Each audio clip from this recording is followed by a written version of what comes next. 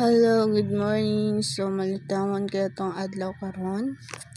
And nami diri sa amo ang munting balay nagtiwas og panday. So mao to siya guys.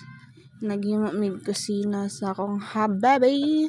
Then man na siya naghinlo-hinlo ko gamay para char-char lang good, tapos na kamot jud, tapos uyog-uyog ug napabay sulod kay anhig sa ko diri sa munting kwarto namo, gisubay na ko akong hababy nga gamay.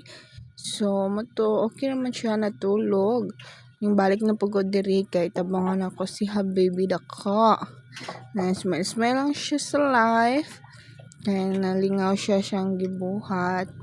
So banat yung hababy kay nga naman dyan yung life, laban lang sa life. And while nagabas-gabas siya diha, naghinlo sad ko sa mga baso kay nangaabugan na. Actually kani mga basuha gift ni sa atong among kasal.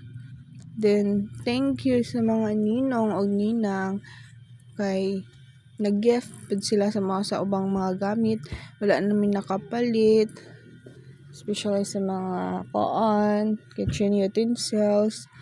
Then to na tabi-tabi mi wala buhat sa mga bulahaton. Gabas na pud si habibi dako kay para mahuman na ang among munting tahanan.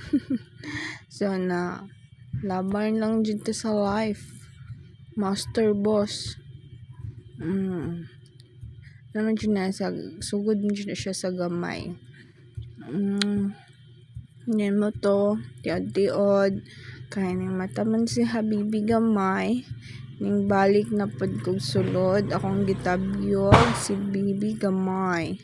Napod diri si Kuya Liam nag-snack Marag siya nahago sa pagpanday.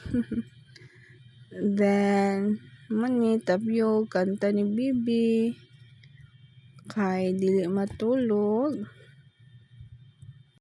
So, nahuman na dyan ni Habibi dako og panday. Mauna ni siya iyahang actual look. So, more to siya guys.